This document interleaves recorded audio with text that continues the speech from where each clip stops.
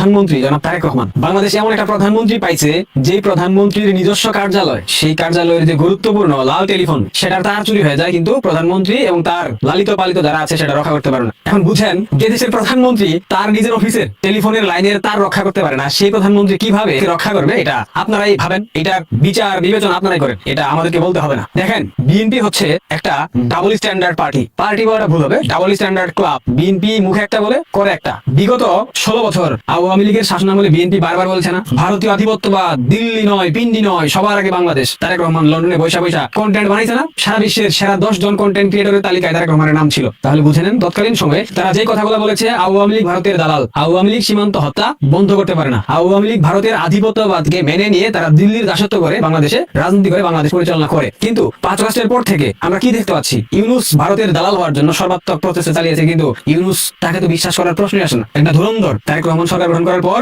দিল্লির আধিপত্যবাদ নিয়ে অনেক কথা শুনেছি, কিন্তু সে রাষ্ট্রপ্রধান হবার পর, প্রধানমন্ত্রী হবার পর সেই সব আধিপত্যবাদ একদম হাওয়ায় মিশে গেছে। আওয়ামী লীগের শাসনামলে এই ফেলানি হত্যাকাণ্ড নিয়ে কত মিথ্যাচার বিএনপির নেতাকর্মীরা করেছে, বিএনপির বুদ্ধিজীবীরা করেছে, বিএনপির সুশীলরা করেছে। কিন্তু এখন যে প্রতিনিয়ত সীমান্ত হত্যা হচ্ছে, এখন কেউ কথা বলে না। এখন সীমান্ত হত্যাকে নতুন ভাবে সংজ্ঞায়িত করতেছে বাংলাদেশের বর্তমান স্বরাষ্ট্রমন্ত্রী, যাকে বলা হয় ভারত সালাউদ্দিন। শুনেন শিলং সালাউদ্দিন কি বলে। বর্ডার কিলিং হচ্ছে যদি অন্য দেশের বাহিনী কর্তৃক আমাদের সীমান্তে অথবা জিরো লাইনে এসে যদি কিলিং করে, সেটাকে আমরা বর্ডার কিলিং বলতে পারি। যদি আমাদের সীমানার অভ্যন্তরে এবং তাদের সীমানার অভ্যন্তরে কোন রকমের কোনো অপরাধে জড়িত থাকে কেউ, ইলিগাল ট্রেসপাস করে যায় কেউ, সেটা তারা কিভাবে অ্যাড্রেস করবে সেটা তাদের দেশীয় আইনে করবে। এটাকে বর্ডার কিলিং বলা ঠিক হবে না। চিন্তা করছেন, ক্ষমতার পালাবদলের সাথে সাথে বর্ডার কিলিং এর যে সংজ্ঞা সেটা পরিবর্তন হয়ে যায়। এত বছর শুনলাম ফেলানিকে হত্যা করা হয়েছে, কাঁটাতারে ফেলানির লাশ ঝুলেছিল দীর্ঘ কয়েক ঘন্টা। তখন বলা হলো ফেলানি, তাকে কেন হত্যা করা হলো? এই হত্যা বিচার করতে হবে বাংলাদেশের গণমাধ্যম, আন্তর্জাতিক সকল গণমাধ্যম ভাইরাল হয়ে গেল। এখন গত কয়েক সপ্তাহ আগে ব্রাহ্মণবাড়িয়াতে 2টাকে হত্যা করা হয়েছে। এই 2টাই চোরাকার হয়েছিল। ফেলানির ব্যাপারটা, ফেলানির পিতা অনুপ্রবেশ করে ভারতে ছিল,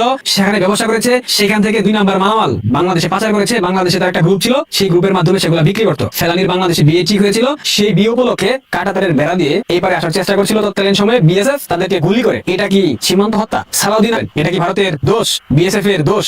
এটা কি বিএসএফ এর? কখনোই না। সালাউদ্দিন আহমেদ যে কথা বলেছে, ভারতের অভ্যন্তরে, ভারতের সীমানার ভেতরে যদি কাউকে কোন দুষ্কৃতিকারীকে, কোন অপরাধীকে হত্যা করা হয়, সেটাকে কখনোই সীমান্ত হত্যা বলা চলবে না। সুতরাং ফেলানি হত্যাকাণ্ড কি সীমান্ত হত্যা ছিল? কখনোই না। ফেলানির পিতা একজন মাদক কারবারি ছিল, যার কারণে তাকে হত্যা করা হয়েছে। ফেলানির পিতাকে হত্যা করা হয়নি, ফেলানিকে হত্যা করা হয়েছে। এখন ক্ষমতার পালাবদলের সাথে সাথে সব সংজ্ঞা পরিবর্তন করে এখন আর ভারতীয় আধিপত্যবাদের বিরুদ্ধে স্লোগান দেয় না। তারা ক্ষমতায় আসার পর এখন আর ভারতের আগ্রাসনের বিরুদ্ধে কথা বলে না। তারা এত বছর বললো, অসংখ্য ভারতের সাথে চুক্তি করেছে শেখ হাসিনা, যেগুলো বাংলাদেশ বিরোধী চুক্তি, বাংলাদেশের স্বার্থ বিরোধী চুক্তি। একটা চুক্তি ইউনূস দেখাতে পারেনি। তারেক রহমান 3 মাস হলো ক্ষমতায় বসেছে, দেখাতে পারেনি। কারণ এই ধরনের কোনো চুক্তি হয়নি। উল্টো শেখ হাসিনা ভারতের কাছ থেকে তার ব্যক্তিগত সম্পর্কের জায়গা থেকে, ঐতিহাসিক সম্পর্কের জায়গা থেকে অনেক সুযোগ সুবিধা নিত, সেই সবকিছু বন্ধ করে দেওয়া হয়েছে। এটাই হলো বাংলাদেশের বর্তমান প্রধানমন্ত্রীর কারবার। মার্কিন বাণিজ্য চুক্তি করেছে, মার্কিন যুক্তরাষ্ট্র বাংলাদেশকে অনেক সুযোগ সুবিধা দেবে, অনেক সহায়তা করবে, কিন্তু উল্টো ডোনাল্ড ট্রাম্প আরো 7টা পণ্যের উপর নতুন করে শুল্ক আরোপ করেছে। কেমন লাগছে এখন জনাব তারেক রহমান? নিজের অফিসের টেলিফোনের তার আপনি রক্ষা করতে পারেন না, আপনি চালাবেন রাষ্ট্র, আপনি রক্ষা করবেন বাংলাদেশের মানুষকে। এটা কি হয়? এই যে কঠিনতম সংজ্ঞা রূপায়ণ করছেন, একের পর এক সংজ্ঞা পরিবর্তন করছেন, এগুলা কি বাংলাদেশের মানুষ বুঝে না? আপনারা 15 বছর যে মিথ্যাচার করেছেন, আপনাদের প্রত্যেকটা মিথ্যাচার বাংলাদেশের মানুষের চোখে এখন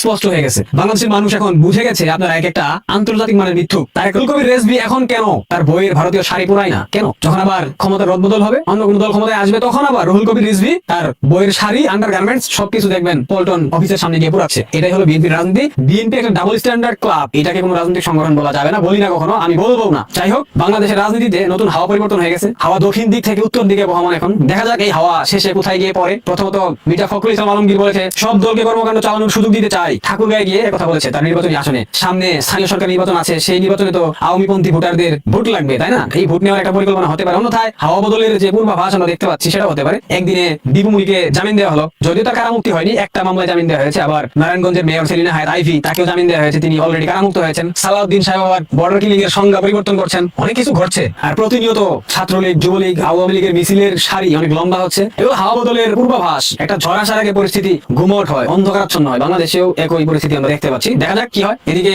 বাটপার দম্পতি মোস্তফা সরোয়ার ফারুক এবং নুসরাত ইন্দুস্তি বাংলাদেশ থেকে চলে গেছে, পালিয়ে গেছে, অস্ট্রেলিয়া চলে গেছে। এগুলো হাওয়া বদলের পূর্বাভাস। তবে সামথিং কুকিং, এটা পরিবেশ বলছে। দেখা যাক কি হয়।